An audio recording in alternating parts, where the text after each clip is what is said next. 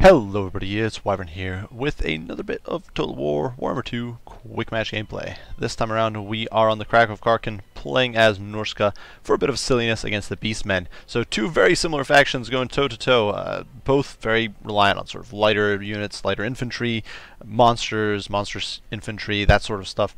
Definitely in many ways they are comparable factions, with the probable exception of their lords, because Norscan lords in general are much more fighty. Well, they're definitely much more fighty. Wulfric, of course, is a great assassin. Throg is just great in a slugfest. And just because of their better mount options, or their more monstrous mount options, even a chieftain can bring a sort of dominating presence to the battlefield. Whereas the Beastmen lords really just differ in in the way in which they support their faction. They're generally very support oriented. So going into this matchup, as far as I'm aware, a lot of people are of the opinion that it's a matchup that's actually skewed in favor of the Norscans, apparently due to the Fimir being a tough nut to crack for Beastmen. I've never really experienced that in person, but I figured, you know what, we'll play some Norscan anyway and try something without the Fimir to not maybe make it as difficult. So what we did, I decided to bring Wulfric here. I think he's a great choice. I know some people are fond of Throg. Personally, I'm not the biggest fan. Even in matchups where he should be good, I'm not the biggest fan of him. With Seafang, of course, to mow through infantry, fight or die, Hunter of Champions, sort of Torgald, as well as Foe Seeker. Our front line here, a bunch of fairly expensive troops. We've got two Marauder Champions as well as the Brutes of the Hound. Of course, these guys will mulch through lower end, I almost call them Skaven, but Beastmen troops, but they'll even do okay against higher end stuff, such as Bestigors, especially if they're provided with some buffs or you apply some debuffs to your opponent. The Beasts of Dashnar are here as well. These guys are pretty ridiculous Norscan Warhound Regiment of Renown. They've got a bonus versus large of 14. They've got Frenzy, which gives them melee attack of 40 and a temporary immunity psychology. And most importantly, they've actually got a 50% physical resist. So they're pretty crazy at shutting down skirmishing and kiting units, which I was kind of nervous about my opponent doing. Unfortunately, I don't think this build is that well geared to dealing with, say, hordes of kite troops. But I was in a bit of a rush, and I threw this unit in there as a filler. Perhaps I should have tried to cram one more unit of hounds in there, but oh well, it is what it is. For my caster, I decided to bring Lord of Metal with Searing Doom to deal with chaff mobs, Plague of Rust for the armor debuff, I almost called it Plague of Lead, and then Transmutation of Lead for the melee attack debuff, which is a very solid melee attack debuff if you look at it, and it can also reduce any weapon damage if you overcast it. Personally, I'm not the biggest fan of that. I generally don't use it, but the overcast. But the baseline melee attack debuff I think is great. 2 units of spears to provide some additional anti-large and additional holding power, and then the real killing power, double skin wolves on either flank. These are armored skin wolves, so going the whole hog. Against most Centaurs, these guys will just eviscerate Centaurs in short order with their built-in physical resist, respectable melee stats, and a regen. They'll do rather well against Centaurs. And we also do have the Maws of Savagery over here for the AP, just in case my opponent decided to go very heavy on Bestigors or Brogorble or anything like that. For my opponent, he went very light on the front line, a mix of Goreherd as well as some Chevron up Ungoreherd, so nothing fancy. These guys will not do very well at all against this front line, but you know, they can definitely tear through the Marauder Spears. They can definitely be a chaff screen against the Skid Wolves. They won't be total pushovers. On the periphery, we do have a single unit of Centaurs with great weapons out over here. The front line is being backed by multiple Minotaurs. You can see Minotaurs, and I do believe there's one more unit of them over here, the Butchers of Kalkengard. So great terror-causing Minotaur Regiment of Renown with shields. So that's very important, I think, against Norsca, who has, of course, javelins potentially. I think it's well worth bringing those. In the back, we also have 2 units of Razor Gore, which I, as you know, probably am not very fond of. I think they're one of the worst units in the game, personally. There's also one more unit of Centaurs over on the flank there, but personally, I'm not a big fan of Razor Gores. Regardless, the front lines here are going to clash. You can see I'm going to send the Marauder Champions straight into the Goreherd. I'm going to send the Berserkers into the Ungoreherd, where they will rather swiftly slice and dice their way through this chaff, through this trash infantry. Unfortunately, though, the Minotaurs are going to start diving in, so what we're going to do, we're going to kind of seal the gaps here, push our Spearmen in, and over on the flanks, we're going to start throwing our Wolves into the fray. And my opponent made a bit of a mistake. He did bring Morgar, of course, with his double cast of Beasts, of Chaos Spawn, all that sort of stuff, but I think a bit of a mistake my opponent made here is that he decided to bring Morgar without a caster. So my opponent has no spells, he's got no way of debuffing or hurting me that way. So as we hit him here with a Transmutation of Lead, he's got no real buffs for his own troops, and you can see we're starting to drag him down already. Anytime over here, the Beasts of Dashnar are going to swing out, and we are going to engage on these Centaurs with great weapons fairly shortly. You can see the Wolves over here diving in against the Butchers of Kalkengard, who are being debuffed currently, so the Marauder Champs definitely doing great against these Gores.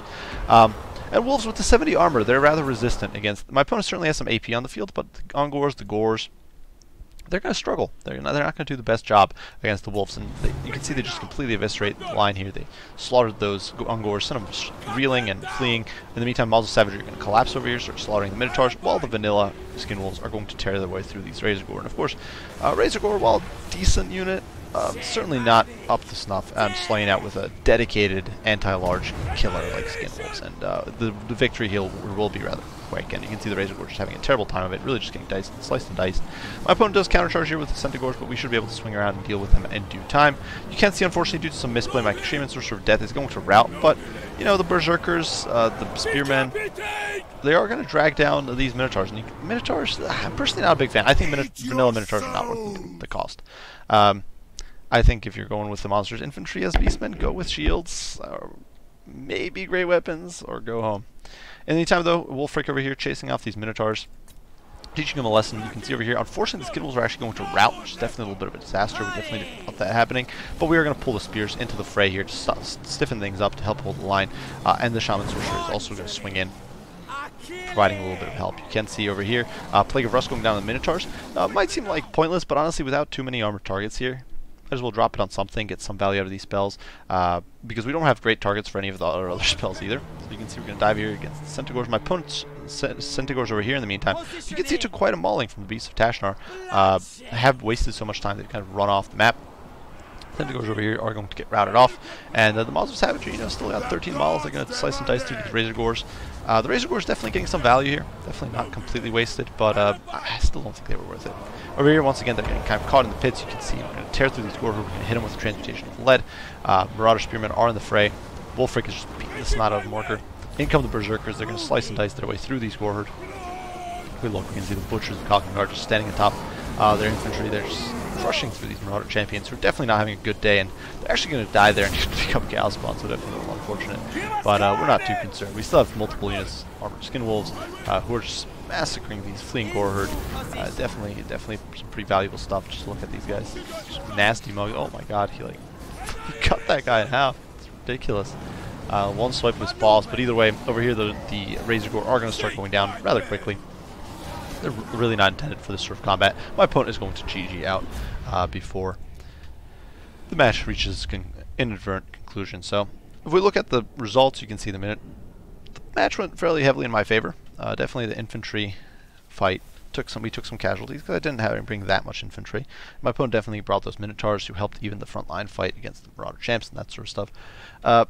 Personally, I think this was a fun build. It was fun to try out Skin Wolves. I haven't used Skin Wolves in what seems to be ages. Sorry then, but I haven't used Skin Wolves in a long time, and I really want to give them a shot again, and using them against Beastmen was a lot of fun. I know people say bring Fimir, people rely on Fimir a lot like a crutch nowadays. I personally am not the biggest fan of that. I wanted something fun, and so we brought the Skin Wolves, and as you can see, they performed rather well. Alongside Wolfric, they really shredded all of my opponent's large. Essentially, all those Centaurs, except one unit, both the Razor Gores, most of the Minotaurs, all of them essentially got slaughtered by the Skin Wolves. So that's pretty potent performance there. They're still not a bad unit. I think they just get kind of underestimated nowadays. I think they're niche. They used to be really powerful in Warhammer 1, but I think certain changes made in the game, such as greater HP pools, such as the fact that I do think certain changes just made them less potent. Obviously, they did take, I do believe, some cost nerfs back towards the tail end of Warhammer 1, but even if we don't include those, definitely some things, some new units or better units with physical resistance being implemented, like Dragon Princes, for example, and units like that have, I think, sort of shunted the Maws of Savagery and especially the normal Skin Wolves aside. They've become a lot less effective than they used to be. They used to be decent against infantry and rather good against cavalry. Now they're kind of in limbo, but I still think they're a very competitive unit choice. I still think they can definitely deliver if you use them in the right situations, and they did great here. As far as my opponent's composition goes, I don't think it's necessarily that bad given what he was going for, but I do think, one, Minotaurs aren't really worth it, the normal variant, and two, you need a caster. You could have easily cut these two Minotaurs, gotten a Minotaur with shields, and then a caster on, say, a chariot. Should have been a pretty potent choice against me. Norsca doesn't have too many tools to really deal with chariots anyway, besides javelins, I guess. And think that would have been good. Now, the Razor Gore is a bit of an iffy pick, but I definitely think they did at least some work. They do have decent HP pools, and they're fairly cheap, so they kind of bog down my skin pools a lot longer than I would have liked. But regardless, good game to the Melon Gamer PDX here. I do hope you guys enjoyed the video. If you did, be sure to leave a like and subscribe below to keep up with additional content.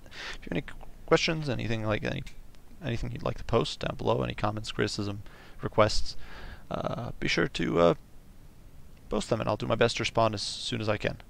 As usual, I do appreciate you all for watching, and I will see you all in the next one. Bye for now.